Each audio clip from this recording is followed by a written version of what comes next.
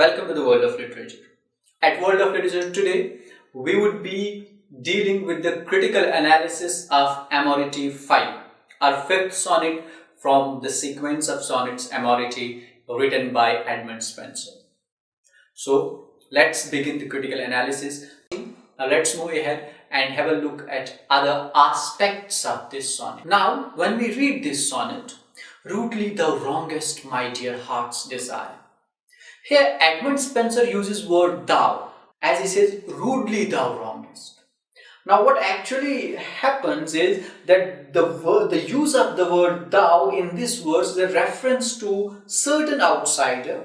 For example, in this series, if this is not taken for poet himself, then it refers to a third person, which if read, for example, in context of sonnet 86, refers to a certain slanderer. Now, sonnet 86 from the same series also talks about a slanderer. Now, this thou would be a person who has a disliking towards the act of Edmund Spenser of falling in love with someone, or he has some problems with the beloved of the poet. So this thou refers to that person. Or in a broader context, this thou would also refer to people in general, society in general. So the possible references of this thou would be either to poet himself, if he has any such thoughts, any such ideas, which is unlikely. The reference to the poet is very unlikely. Again, if we read it in context of sonnet 86 or Amoretti 86, it says that this thou cannot be a reference to poet himself, but there are higher chances that this is a reference to an outsider, to a slanderer, or one who discouraged Edmund Spenser in carrying forward this mission of love, or this idea of love. And again, if we have a look at the tone of this sonnet, it's very harsh. It's complaining, and it's complaining very hardly. And he is coming like all guns blazing upon this outsider. And he uses words, for example, if we again have a look at the first word, rudely, wrongest, are two strong negative adjectives that he is using. Rudely, for example, means offensively, wrongest, doing wrong to someone. And you are doing wrong to someone, and that with great offense, sums up the tone of Edmund Spenser, sums up the attitude of Edmund Spenser towards this particular person. He may be a well-wisher, but again, if this sonnet is read in proper context, in wider context also, you will find that it reflects the psychology of the lover, one who has fallen in love. It reflects that psychology correctly. Again, the whole Amoretti series reflects all the expressions in the psychological state of a lover.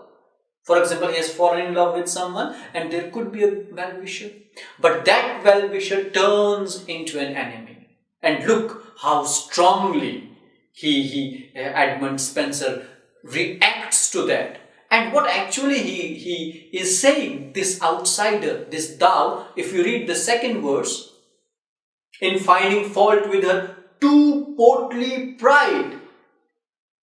Now that is very important. Pride generally is not a good quality to have. It's generally not a good quality to have. And this phrase, too portly pride, has a lot to say.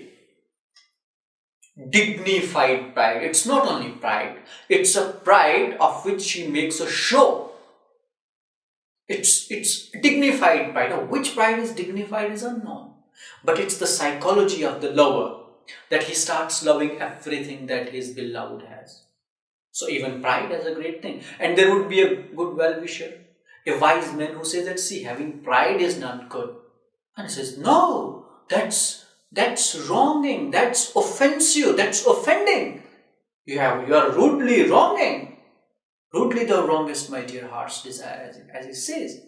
For why is it so? Why it reflects the apt psychology of the poet, because 5 sonnets later, this pride, which in sonnet 2 was fairest proud, in sonnet 5 it is dignified proud, and later in sonnet 6 this portly pride, this dignified pride, this fairest pride would turn into rebellious pride. So here you have a close look at the psychology of the poet. And further, Edmund Spenser, for example, if we continue the same tune, the thing which I do most in her admire is of the world unworthy most in night. He says that this is one thing that I admire in her. Again, we have that psychology of the lover that is quite explicit or obvious in these few lines. Now here he has used a word in night, and this word we do not have a lot of usage of this word, but again if we read this sonnet again in context of the Bible, which we did earlier also in sonnet number 2, this word appears in the Geneva version of the Gospel of Matthew chapter 20 verse 15. The possible meanings would be envious and offensive. He says that what I admire in her the most is the most disliked thing. People are envious of her for her pride. Now this sonnet, sonnet number 2, has got these two wider themes. One is the psychology of the lover. 2 is again his liking for everything, particularly pride. So in the initial sentence, in the initial sonnets of Amoretti, we have that poet comes in support of the pride. And he says that this is the best characteristic that we can have in a beloved. And if we read further, he says, for in those lofty looks is close implied scorn of base things. Now this word, lofty looks, is again taken from the Bible. For example, if you read the book of Psalms, chapter 131, verses 1, it reads, Lord, I am not high-minded, I have no proud looks. And Geneva version reads it as, neither are mine eyes lofty. Now this phrase, lofty looks, is again taken by Edmund Spenser from Bible, and again it has got that relationship to his deliverance of the sermons or to his reading of the book of Psalm, and again he is making those allusions towards Bible. And these lofty looks, if we read it in context of the verse that I have read from the Bible, book of Psalm chapter 131 verse 1, means proud looks or means beautiful eyes. So the common or the best in context of this sonnet, the best meaning would be eyes full of proud. Why? Because proud is a very dominant theme in these sonnets. Mostly Edmund Spenser is talking about pride and proud, so lofty looks would be eyes full of pride, proudy eyes. So again it goes in sequence, in chronology, from portly pride to fairest proud to lofty looks to proudy eyes. Again that theme of pride, proud gets strengthened in this sonnet further. Spenser further says that is implied the scorn for base things. Now the phrase that he has used here, scorn for base things, is actually used here as a proverb, and it has been repeated by Edmund Spenser even in sonnet 13 and in sonnet 61 of Amoretti, and the same phrase is also used, or proverb is also used in book of Psalms chapter 123 verses 3 and 4, where it reads, we are utterly despised, our soul is filled with the scornful reproof of the wealthy and with the despitefulness of the proud. Now here, poet is complaining about pride and scorn. So what we have in this particular sonnet is that the poet's major focus is on pride, and pride is generally appreciated in this particular sonnet. The pride of his beloved is actually appreciated, and at the same time there is an outsider who actually is not liking that pride, but the lover would say like that, such pride is praise, such portliness is honor. Like every activity, every character, in Urdu we say हर अदा उसको जो अपनी beloved की है वो पसंद आती है, वो अच्छी लगती है, and he is all support for that. Now there again we have a complete contrast to what Edmund Spenser was dealing with in the sermon earlier in the morning, where he dealt with pride and scorn.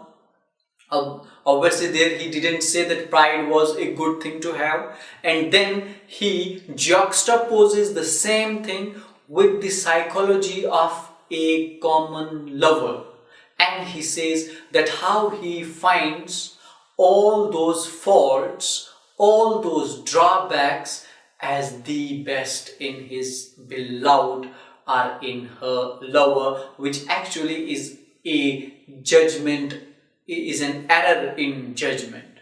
So this particular sonnet was not very difficult to understand. The thematic concerns of this sonnet are the psychology of a lover, is pride, how a lover, how a person who is in love reacts to those who may be thinking otherwise than what he thinks, are some of the themes of this particular sonnet. There are few allusions towards the Bible. There are certain words which get meaning in context of the biblical readings of Edmund Spenser that morning. That is all that we have at the World of Literature today. Thank you for watching, and keep watching the World of Literature.